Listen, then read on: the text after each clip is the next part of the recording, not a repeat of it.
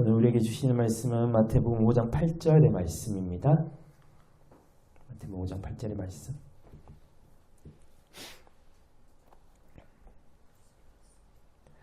앞에 말씀이 있기 때문에 우리가 한 목소리로 우리에게 주시는 이 귀한 말씀을 같은 목소리로 받도록 하겠습니다.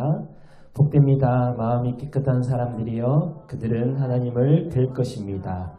마음이 청결한 자는 복이 있나니 그들이 하나님을 볼 것이며. 아멘. 오늘은 마음의 청결이라는 말씀을 좀 나누고자 합니다. 제가 어제 인천을 다녀왔잖아요. 안 그럴 줄 알았는데 피곤한가 봐요, 몸이. 목소리가 많이 잠기네요. 그래도 이 시간에는 말씀을 듣고 전하는 데는 우리가 아무 이상은 없을 것 같습니다. 우리가 지금 복에 대해서 계속 나누고 있잖아요. 복에 대해서 복이 있는 사람, 복 받은 사람에 대해서 계속 나누고 있는데, 복이 있는 사람의 반대말은 뭘까요? 복이 있는 사람의 반대말. 복 없는 사람.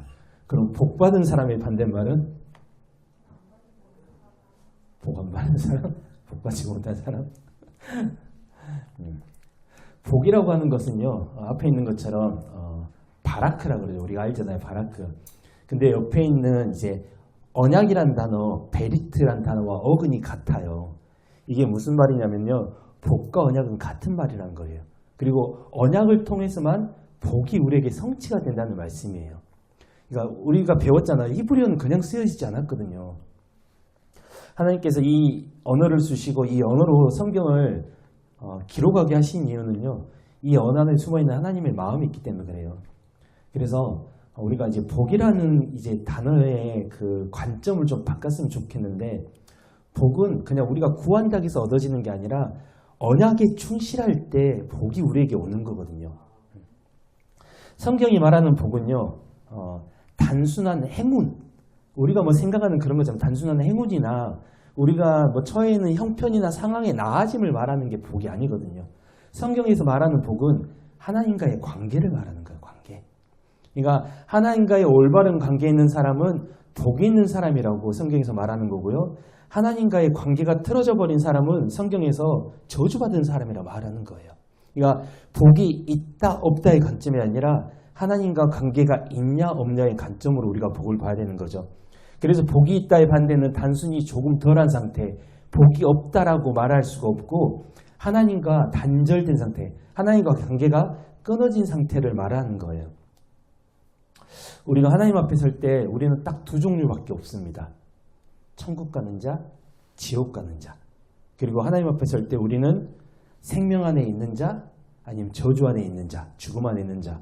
그리고 이 생명 안에 있는 자를 성경에서는 복이 있는 자라고 말하는 거예요. 그래서 우리가 계속 나누는 8가지의 복 있는 자의 말씀은 복이 있다, 복이 없다의 문제가 아니라 누구와 연결이 되어 있느냐. 그 관점에서, 그리고 그 문제라는 것을 우리는 잊지 않아야 될 것 같아요. 그러니까 복 있는 자는 하나님과 연결이 된 자, 복이 없는 자는 하나님과 끊어진 자라고 그 관점에서 우리가 말씀을 봤으면 좋겠어요. 그래서 우리는 늘 하나님의 복을, 그리고 하나님과의 올바른 관계를 강구해야 되는 사람들이라는 거죠. 오늘 본문에서 예수님은 복이 있는 자는 마음이 청결한 자다라고 말씀하십니다. 무엇이 청결? 마음이 청결. 그럼 이제 마음을 좀 우리가 살펴봐야 되잖아요. 마음의 청결이 무엇인지를 알기 위해서. 마음이라고 번역된 히브리어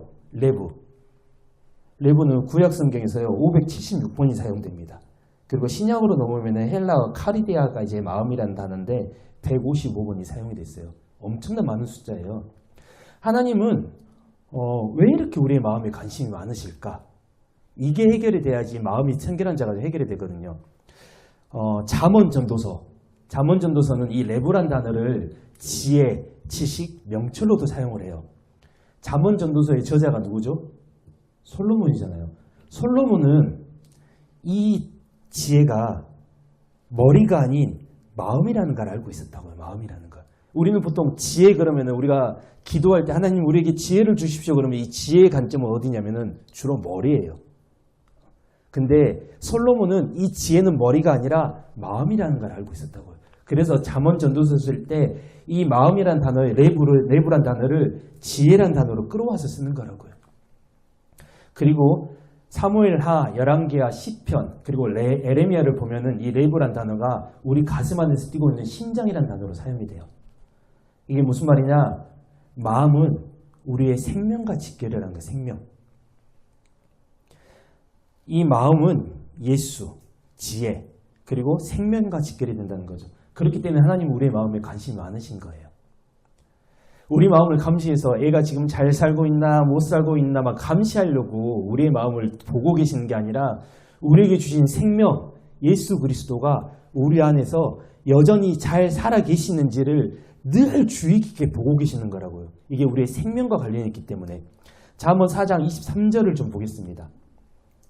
모든 지킬 만한 것 중에 더욱 너의 마음을 지키라. 무엇이 여기에서 난다고요? 생명의 근원이. 마음에서 생명의 근원이 나온대요. 마음에서. 그러니까 마음이 잘못되면은 죽는다는 거예요. 그래서 아까 말씀드렸던 것처럼 레브가 심장으로 사용된 이유가 그거라고요. 우리는 심장이 잘 뛰어야 살거든요. 심장이 너무 과도하게 뛰면은 죽어요. 심장이 또 너무 안 뛰어도 죽잖아요. 그래서 이 심장은 적당하게 뛰어야 되는 거예요. 적당하게. 우리 생명과 관련이 있기 때문에.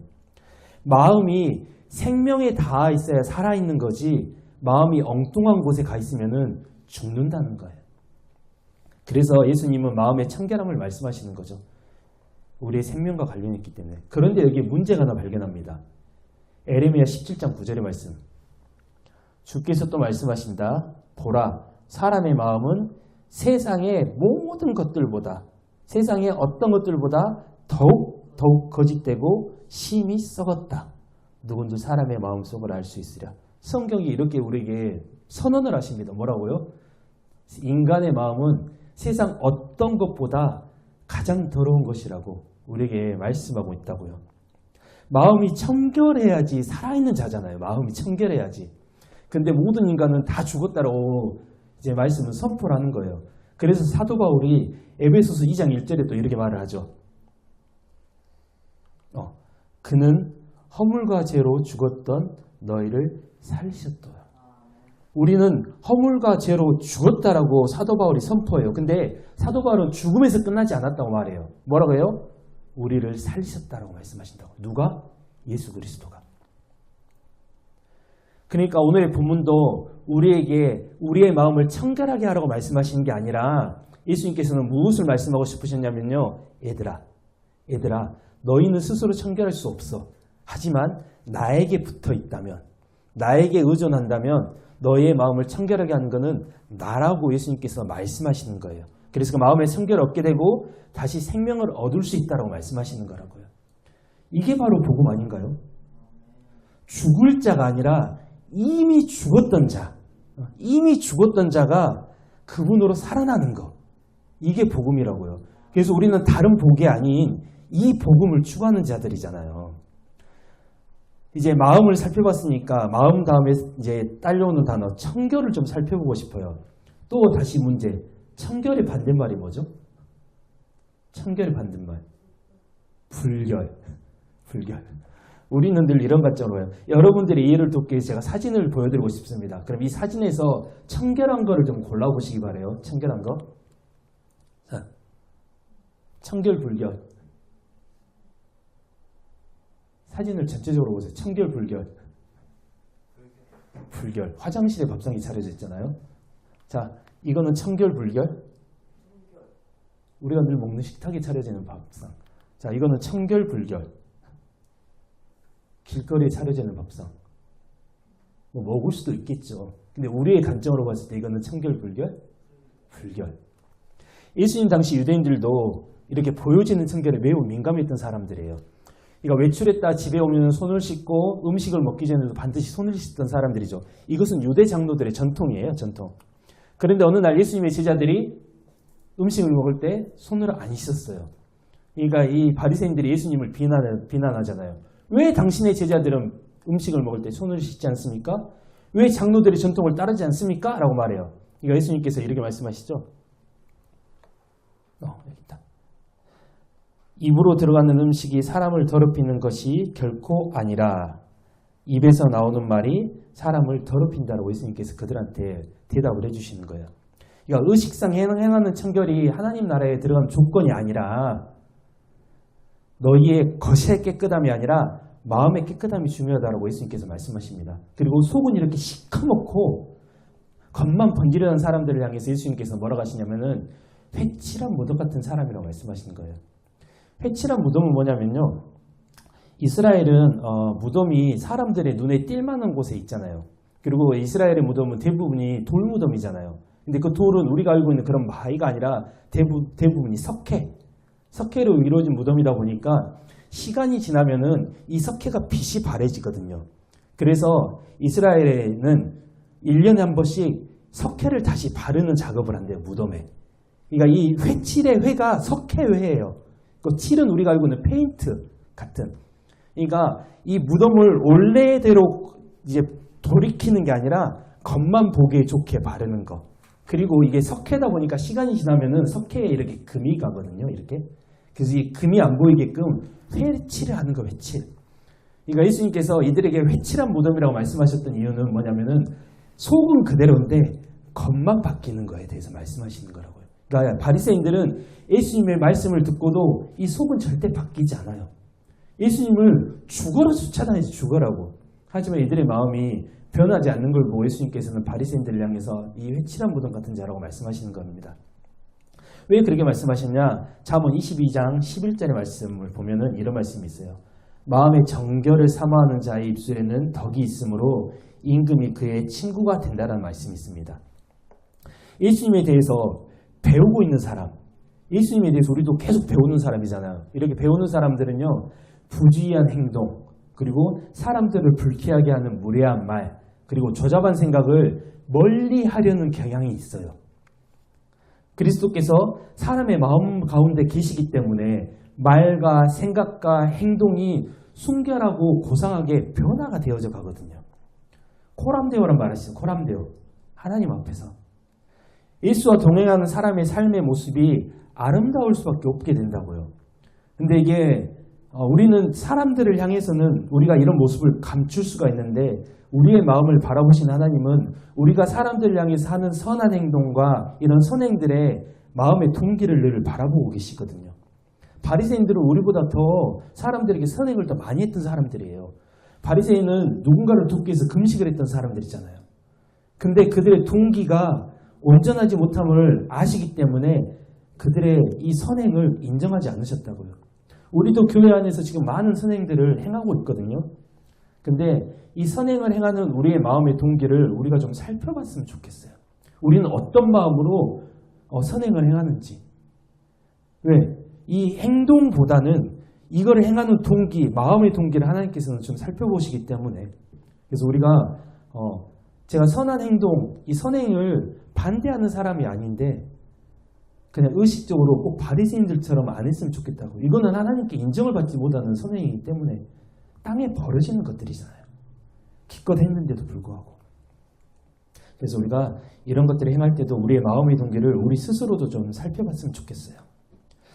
이제는 이제 청결의 사전적 의미를 살펴봤으면 좋겠습니다. 이 청결을 위키백과를 이제 살펴봤더니 청결 또는 깨끗함은 세균, 때, 쓰레기, 폐기물이 없고 깨끗하고 그 상태를 달성하고, 그러니까 달성해서 끝나는 게 아니라 유지하는 습관이라고 되어 있더라고요. 이게 사전적 의미로 이렇게 되어 있는데 만약에 성경이 우리에게 요구하는 청결이 만약에 진짜 이런 것이라면요. 저는 자신 없습니다. 한 번은 이렇게 가능할 건데 뒤에 뭐라고 돼 있어요? 유지하는 습관. 우린 이게 안 되는 사람들이잖아요. 만약에 진짜 성경이 우리에게 요구하는 청결, 예수님께서 말씀하셨던 청결이 정말 이런 거라면은 저는 포기해요. 어느 누구도 할 수가 없기 때문에. 우리가 그리고 이 본문으로 지금껏 청결하게 살아야 한다면서 최선을 다해서 청결하게 살아보자고 우리가 권면의 말씀을 되게 많이 들었잖아요. 그렇게 살아야 된다고. 근데 어땠습니까? 그 말씀을 듣고 우리가 살아봤는데 어떠던가요? 진짜 이 사전적 의미처럼 우리가 이렇게 됐습니까? 만약에 사전적 의미처럼 우리가 이렇게 살았다면 우리는 아마 교회를 떠날 사람들이지 않을까요? 깨끗한데? 우리가 예수님을, 우리가 하나님을 붙들 이유가 없어지잖아요. 예시를 하나 더 들어보면 이제 제가 이거는 이제 하얀색 셔츠는 아닌데 하얀색 셔츠에 빨간색 김치 국물이 튀었어요. 어떻게 하실래요? 손으로 문질러 가지고 깨끗한 척 하실래요? 아니면 난 괜찮은데 안 보이는데 이렇게 하실래요? 우리는 보통 빨래를 할 거 아니에요. 안 보이는 척이에요? 우리는 보통 빨래를 해요. 빨래. 왜? 이게 눈에 띄기 때문에. 하얀색에 빨간색이나 하얀색에 검정색이 튀면 눈에 너무 잘 띄잖아요. 우리는 이런 빨래는 가능해요. 근데 우리가 죄의 빨래는 불가능하잖아요. 죄의 빨래는. 우리가 할 수 없는 거기 때문에. 그래서 우리가 하나님 앞에 엎드리는 거고 우리가 예수 그리스도 십자가를 붙잡는 거잖아요. 만약 이런 청결이 우리 삶 가운데서 이루어진다면 우리는 예수를 붙잡는 사람들이 아니라고 절대 붙잡을 필요가 없어지는 사람들이죠. 하지만 우리에게는 늘 이 검정색 점이라고 보기에는 너무 크지 않나요? 우리한테 있는 이 검정색이. 아무튼 우리는 이 검정색이 우리 안에 늘 있기 때문에 우리는 우리 스스로 지울 수 없는 이 죄의 문제를 예수 그리스도를 붙잡고 우리가 지어보고자 늘 하나님께 엎드리는 사람들이지 않습니까? 이게 우리에게는 은혜라는 거죠. 야고보서 3장 17절에 이런 말씀이 있어요. 하늘로부터 오는 지혜는 무엇보다 순결하고 또한 화평하고 너그럽고 양순하고 자비와 선한 열매가 풍성하고 편견이 없고 위선적이지 않습니다. 이 말씀 보면은 혹시 떠오르는 말씀 하나 없으세요? 갈라디아서 5장에 있는 성령의 9가지 열매랑 비슷해요. 말씀이. 이 말씀은 성령의 열매나 우리가 지금 나누고 있는 천국 백성의 특징과도 되게 많은 공통점이 있습니다. 이 모든 것들이 우리 안에서 나오는 게 아니라 어디서 와요? 하늘로부터 오는 지혜라고 말씀하십니다. 그리고 하늘로부터 오는 지혜로 인해서 맺어지는 열매라고 말씀하시는 거예요. 인간들이 돌을 닦고 열심을 통해서 만들어낼 수 있는 게 아니라고 바울도 이렇게 고백을 합니다. 바울의 고백을 살펴보고 싶은데 바울의 고백은 좀 길어서 저희가 성경을 좀 찾았으면 좋겠어요. 로마서 7장 15절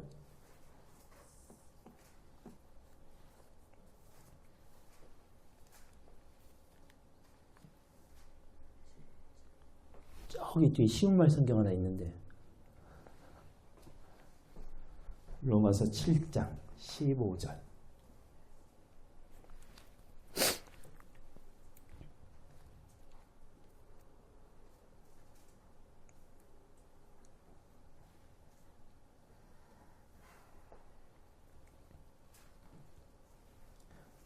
나는 내가 무엇을 행하고 있는지 도무지 알지 못합니다. 왜냐하면 내가 행하기를 원하는 것을 행하지 않고 도리어 내가 행하고 싶지 않은 것을 행하기 때문입니다. 바울 사도가 뭐라 그래요? 내가 하고 싶은 대로 하고자 하는데 그게 안 된다고 말하죠. 또 18절 나는 내 속에 곧 나의 죄 많은 육신 안에 선한 것이 없다는 것을 알고 있습니다. 왜냐하면 선한 일을 행하려는 원함은 내게 있지만 실제로는 선한 일을 행하지 않기 때문입니다. 19절 나는 내가 원하는 선한 일은 행하지 않고 도리어 내가 원하지 실제로는 선한 일을 행하지 내가 원하지 않는 악한 일을 행하고 있습니다. 그리고 23절 그러나 내 몸의 다른 부분들 속에는 다른 법이 자리 잡고 있어서 내 마음의 법과 싸워 나를 죄의 법의 포로로 만들어 버리는 것을 봅니다. 라고 바울이 이렇게 기록을 했어요. 바울 사도가 뭐라냐면은 나는 내가 좀 착하게 살아보고 싶은데 안 돼. 왜? 내 안에는 선한 것이 없기 때문에. 라고 바울 사도조차도 이렇게 고백을 한다고요. 근데 우리가 무슨 선행을 하면서도 우리는 이 선이 우리 안에서 나와서 한다라고 생각을 한다고요. 보통. 근데 말씀이 뭐라 그래요? 하늘로부터 내려오는 거라고 말한다고요. 그리고 바울 사도가 이렇게 말을 하고 나서 24절에 뭐라 하냐면은 나는 참으로 비참한 사람입니다. 누가 이러한 죽음의 몸에서 나를 구해내겠습니까? 라고 말한다고요. 바울조차도 이렇게 말하는데 우리 같은 사람들은 도대체 어떻게 마음의 청결을 이룰 수가 있는 사람들일까요? 이 말씀의 관점을 나에게 내가 아니라 하나님으로 옮겨야 돼요. 하나님으로. 왜? 하늘로부터 오는 지혜가 우리들을 청결하게 하고 순결하게 하고 화평하게 하기 때문에. 우리가 하는 게 아니라 하나님이 복을 부어주셔서 그냥 주시는 것도 아니라 하늘의 복을 우리에게 부어주셔서 그렇게 만드시겠다라고 말씀하시는 거예요. 다시 한번 말씀드리지만 산상수는요 복을 받은 자들 하늘나라의 백성들에게서 나타나는 증상이고 반응이고 특징이라는 거라고요. 우리가 이루어갈 수 없는 거라고 절대로. 예수님이 청결로 사용하신 단어는 카타로스. 카타로스는 첫 번째 가지고 있는 의미가 뭐냐면은 이 청결은 계속 깨끗했던 청결이 아니라 원래는 더러웠는데 회복이 되어진 청결을 말하는 거예요. 회복이 되어진 청결. 그러니까 청결이 요구하는 것은 십자가에서 흘려주신 그 구속의 보혈을 우리에게 요구를 합니다. 청결을 요구하는 것은. 이 피가 없다면 원래 죄로 더러워졌던 어느 누구도 깨끗함을 받을 수가 없기 때문이죠. 그리고 카타로스가 가지고 있는 두 번째 의미는 순수한 마음, 깨끗한 마음, 이제 한 마음이라는 뜻을 가지고 있어요. 영어 성경도 이 청결을 클린이 아닌 퓨어로 해석을 해요. 깨끗함이 아니라 순수함으로 해석을 한다고요. 순수한다는 말은 뭐냐면은 거짓과 같은 다른 무엇인가 섞이지 않은 그런 상태를 말합니다. 신명기 22장 9에서 10절이죠. 포도나무 사이에 다른 수와 씨앗을 뿌리지 말고 그렇게 농사를 지면 그 수확물은 모조리 성소의 제사장들에게 압수를 당하여 여러분이 차지할 수 없게 됩니다. 소와 나귀를 한 멍에에 매어 밭을 갈지 말고 털실과 배실을 함께 섞어서 짠 옷을 입지 말라고 되어 있고, 그리고 마태복음 6장 24절은 한 사람이 두 주인을 섬기지 못할 것이니 혹 이를 미워하고 저를 사랑하거나 혹 이를 중히 여기고 저를 경히 여김이라 너희가 하나님과 재물을 겸하여 섬기지 못하느니라 라고 기록되어 있어요. 이 두 가지 말씀이 의미하는 건 똑같아요. 너희 마음에 하나님 외에 다른 것을 두지 마라고 말씀하시는 거예요. 여기 보면은 혹 이를 미워하고 저를 사랑하거나 혹 이를 중히 여기고 저를 경히 여김이라 라고 되어 있잖아요.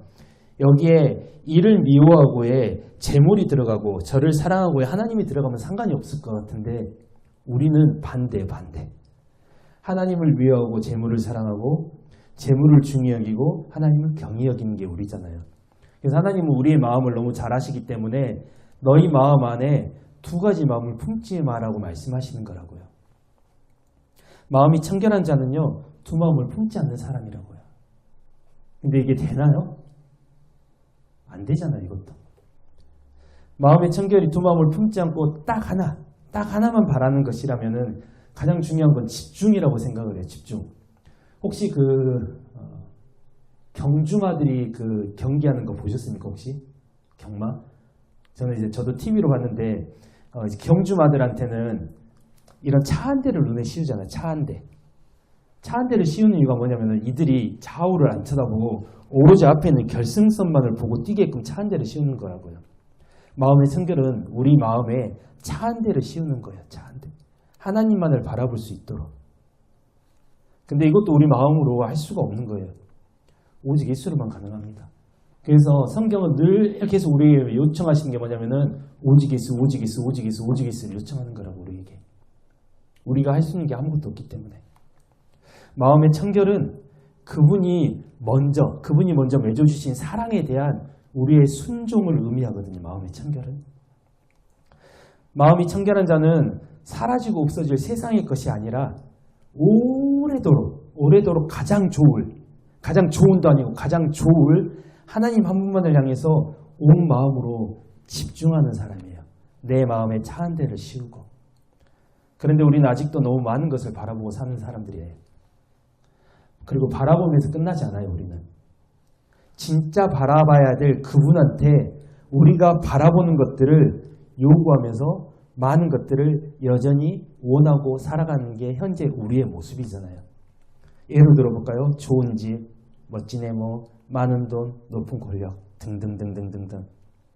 물론 우리가 육체를 입고 살아가다 보니까 이런 것도 우리에게 필요는 해요.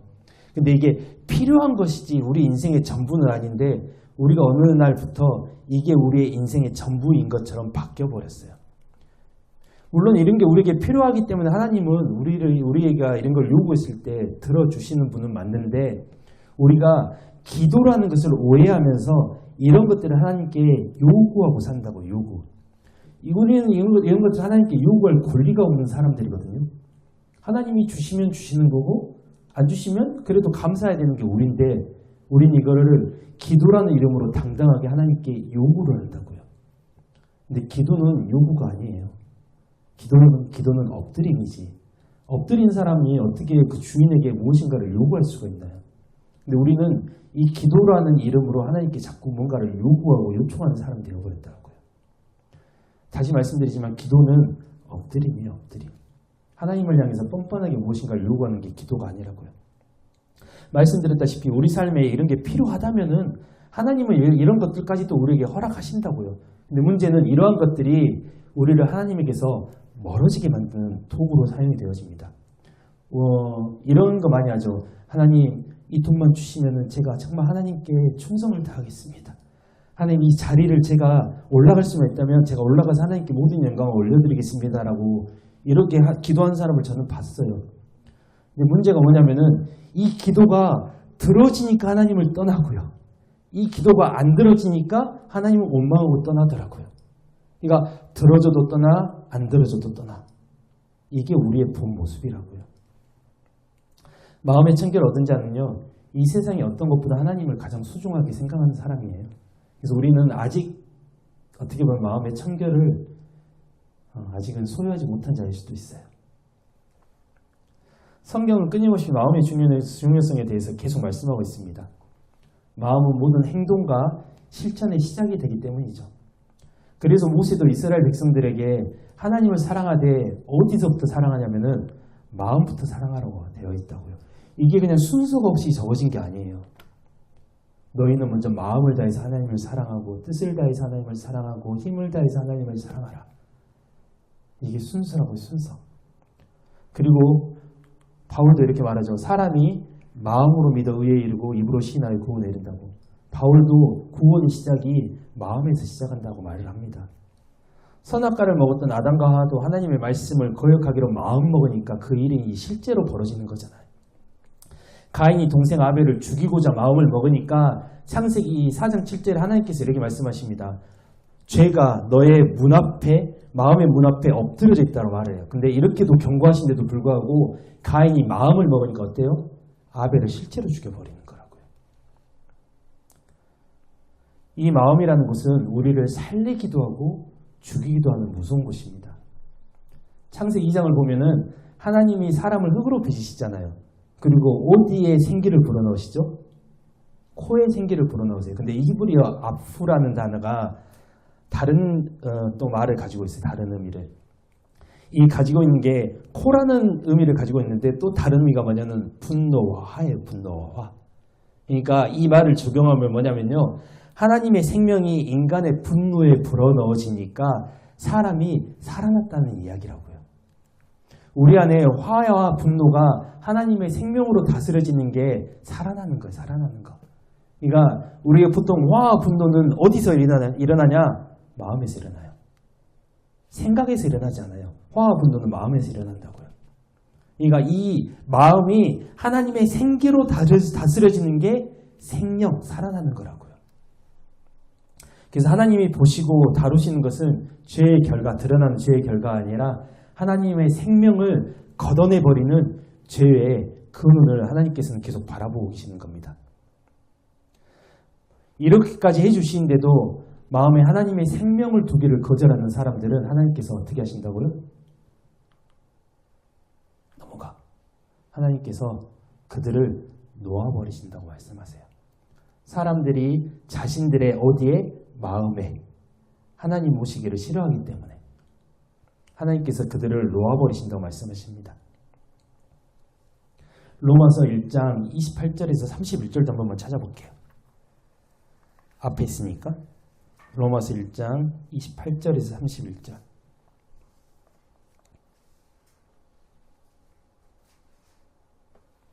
방금 우리가 봤던 말씀인데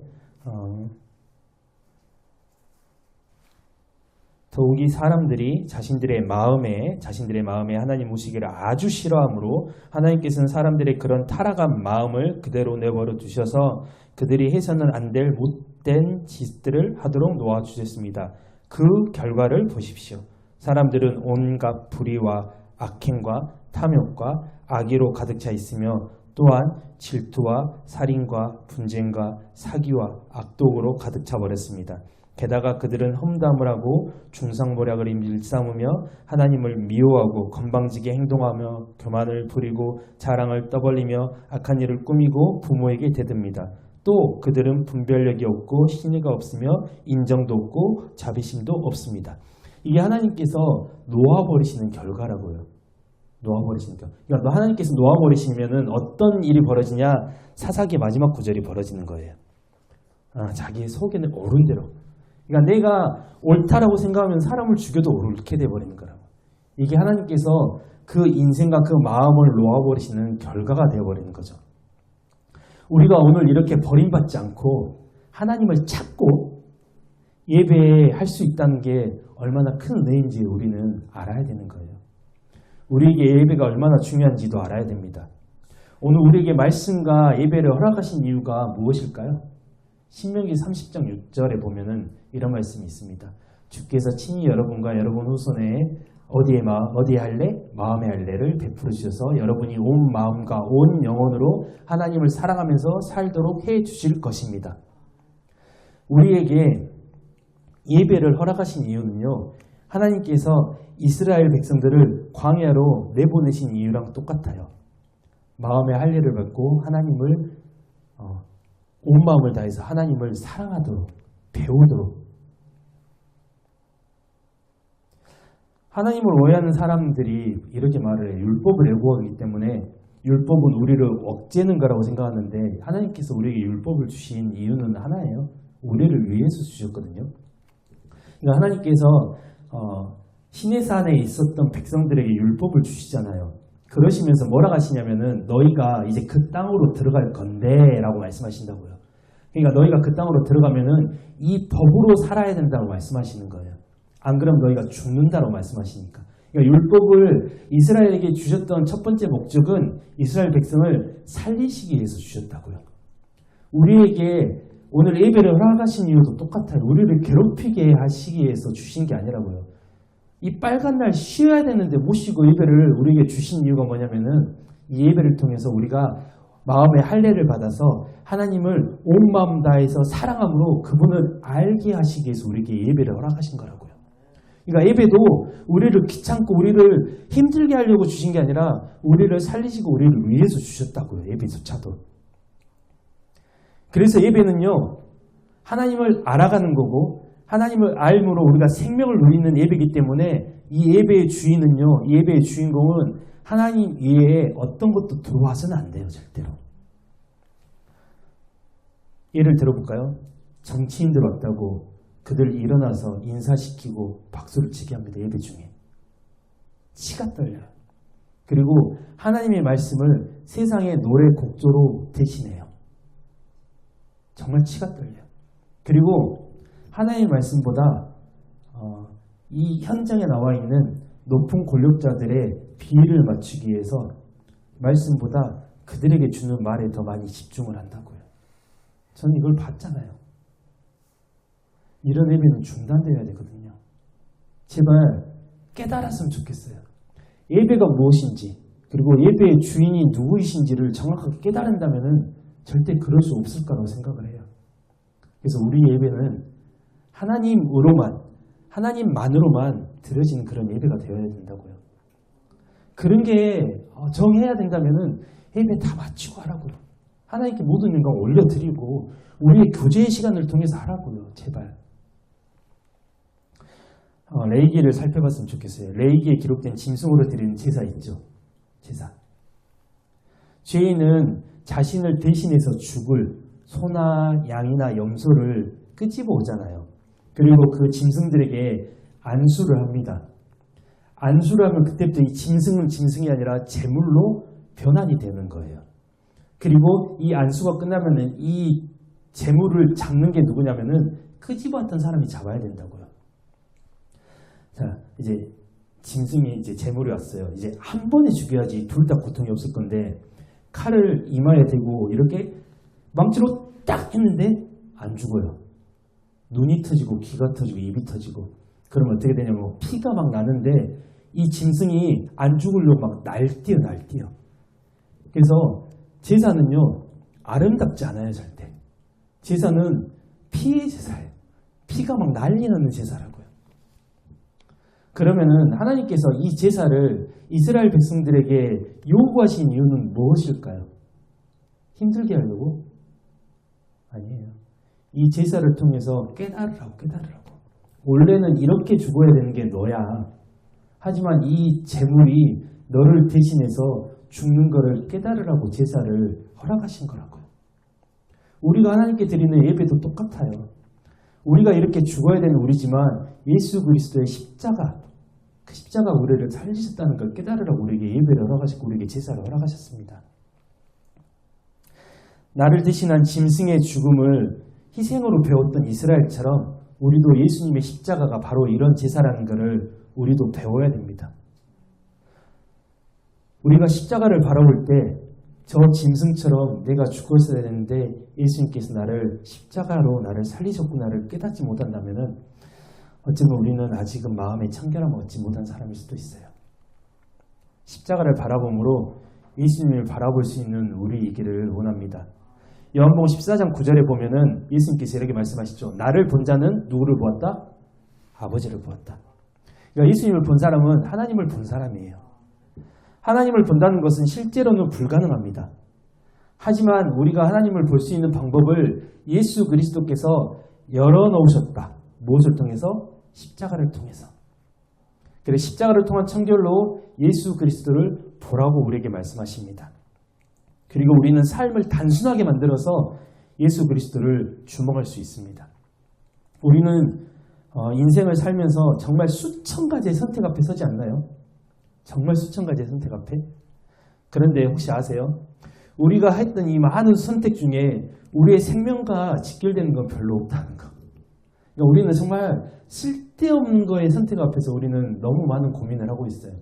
제가 이제 학교를 가면은 이제 후배들을 만나잖아요. 근데 이제 제가 나이가 많아서 그런가? 저한테 이제 이야기를 많이 요청을 해요. 상담이라고 말하기 좀 그래요. 제가 상담할 수 있는 능력이 없기 때문에 저는 그냥 들어준 사람이니까. 근데 제가 결론이 뭘까요? 항상 그 친구들한테 주는 결론. 너희가 하고 있는 고민의 99.9%는 아무 쓸데가 없는 거야. 나중에 지나보면 알아. 정말 쓸데가 없는 거라고.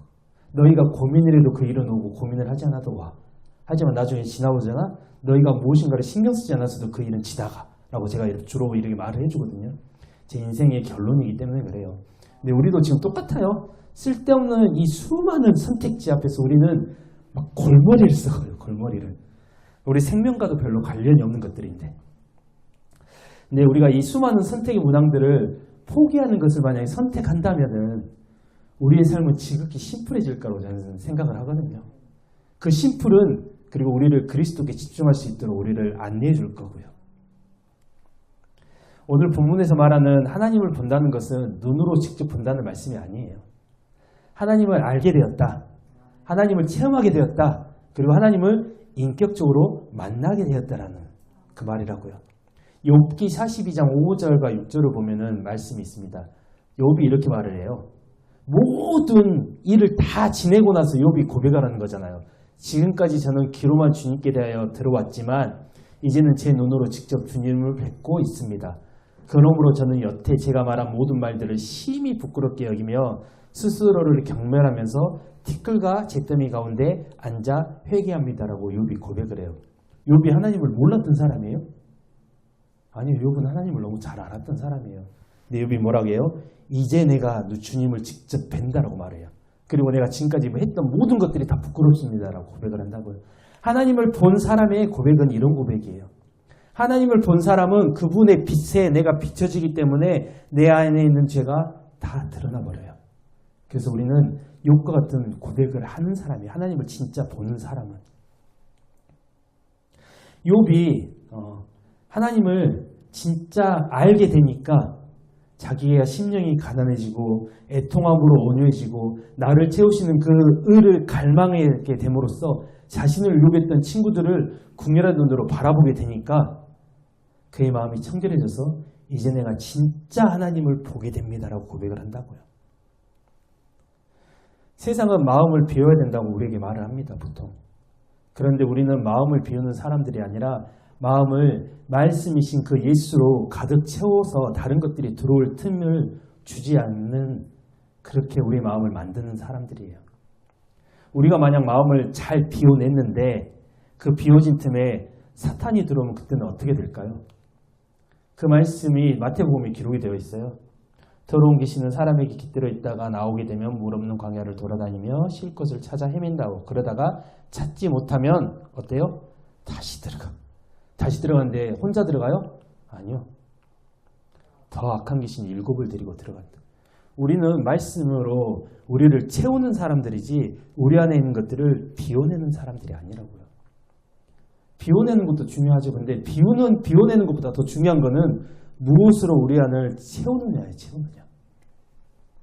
우리는 비워내는 데 집중하는 사람들이 아니라 말씀으로 우리를 적극적으로 채울 필요가 있는 사람들입니다. 우리가 나를 잘 비워냈다고 해서 우리가 거룩해지고 깨끗해지는 게 아니라 내 안에 말씀이신 그분이 안에서 일하심으로써 내가 순결해진다고요. 우리가 살펴봤잖아요. 청결은 깨끗함이 아니라 순수함이라. 순수함. 앞에서 말씀드렸듯이 마음의 청결함은 깨끗함이 아니기 때문이에요. 순수함, 집중이기 때문입니다. 우리를 좀 살펴봤으면 좋겠어요. 나는 진짜로 순수하게 그 하나님께만 집중해서 그 하나님으로만 나를 채우는 사람인지 우리가 이 말씀을 이제 일주일 동안 가지고 살면서 이 말씀으로 우리를 좀 살펴봤으면 좋겠어요. 오늘은 이제 말씀을 정리하고자 합니다. 복이 무엇이라고요? 복은 하나님과의 올바른 관계라고. 하나님과 올바른 관계. 그리고 마음은 생명과 죽음이 결정되는 곳입니다. 그 청결은 깨끗함이 아니라 하나님을 향한 순수함의 집중이라고요. 그리고 하나님을 본다는 것은 눈으로 보는 게 아니라 하나님을 인격적으로 경험해서 알게 되는 것. 그러니까 예수님께서 오늘 마태복음 5장 8절에서 마음이 청결한 자는 복이 있나니 그들이 하나님을 볼 것임이라 말씀하셨던 것은 뭐냐? 복된 자야, 너는 하나님과 올바른 관계에 있는 사람이다. 그리고 너의 마음은 생명으로 가득 차 있다. 그리고 너는 하나님께 온전한 집중함으로 순수한 마음을 가지고 있어서 너는 하나님을 인격적으로 알게 되는 사람이라는 복의 선포라고요. 그래서 우리가 일주일 동안 또 이 마태복음 5장 8절의 말씀을 가지고 살아갈 때 이거를 좀 집중해서 이거를 좀 마음속에 가지고 있으면서 이 말씀을 좀 계속 묵상했으면 좋겠어요. 하나님, 나도 마음에 청결이 있는 사람이기 원합니다. 나의 삶이 많은 선택들에 치우치는 게 아니라 나의 마음의 주인이신 그 하나님께만 집중하는 사람이기 원합니다. 라고 우리가 그런 기도의 자리에, 그런 묵상의 자리로 나가는 우리였으면 좋겠습니다.